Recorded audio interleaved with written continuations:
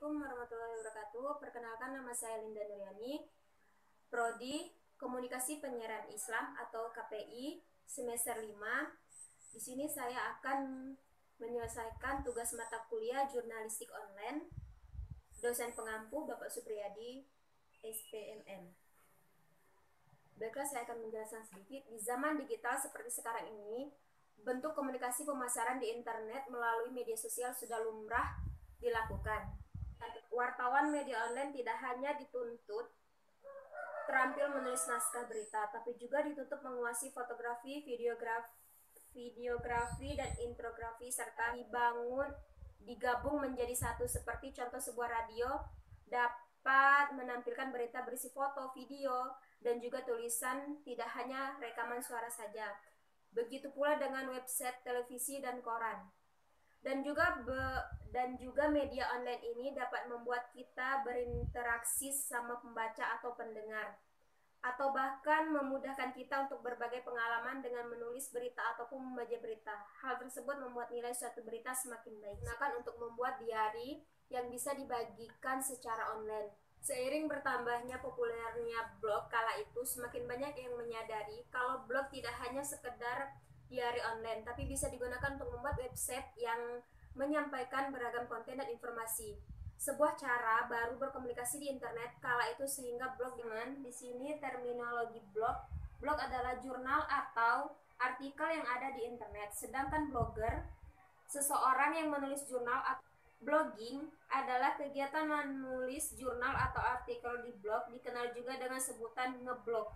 Struktur sebuah blog, desain tampilan sebuah blog selalu berubah setiap waktu dan saat ini semakin hosting. Nah, di sini saya akan menjelaskan juga tentang edit video atau foto. Dalam tahap pasca produksi, editing adalah proses penting untuk memfinalisasi hasil shooting.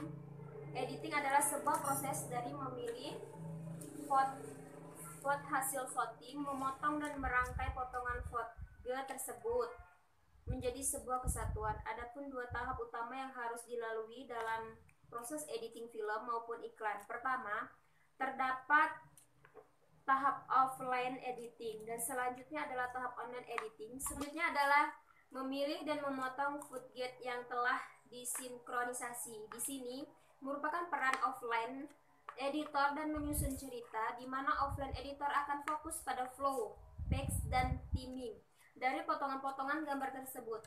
Seorang offline editor harus bisa mengkomunikasikan cerita dan emosi lewat potongan dan susunan footage yang ada.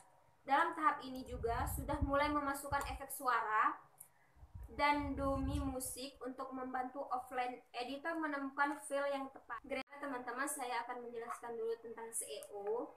Adalah tindakan atau praktik untuk mengoptimalkan website. Optimasi ini memungkinkan search engine atau mesin telusur dalam menilai apakah suatu website layak ditampilkan di posisi teratas hasil pencarian atau tidak. Ini bagaimana cara kerja SEO. SEO mengoptimasi website sehingga orang bisa menemukannya dengan menggunakan kata kunci tertentu. Berikut sejumlah manfaat yang ditawarkan metode optimis ini. Memberikan informasi yang relevan, menjadikan mesin telusur sebagai sumber yang andal, mendatangkan di kolom pencarian dan menentukan tombol enter. Teman-teman, di sini ada 3 tugas utama yang dilakukan mesin telusur untuk setiap permintaan atau pencarian yang dikirimkan. Yang pertama, crawling. Proses ini terjadi di tahap awal. Crawling akan mengumpulkan informasi dari seluruh website dari satu halaman ke halaman lain, dari satu link ke link lainnya. Sedangkan indexing, setelah mengumpulkan informasi, web crawler akan menyimpannya di entry list atau index. Mesin telusur menggunakan seperangkat aturan atau rule yang disebut dengan algoritma. Sumber terpercaya. Sebagai mesin telusur yang populer dan banyak digunakan, Google memiliki tim berdedikasi yang fokus sepenuhnya pada algoritma.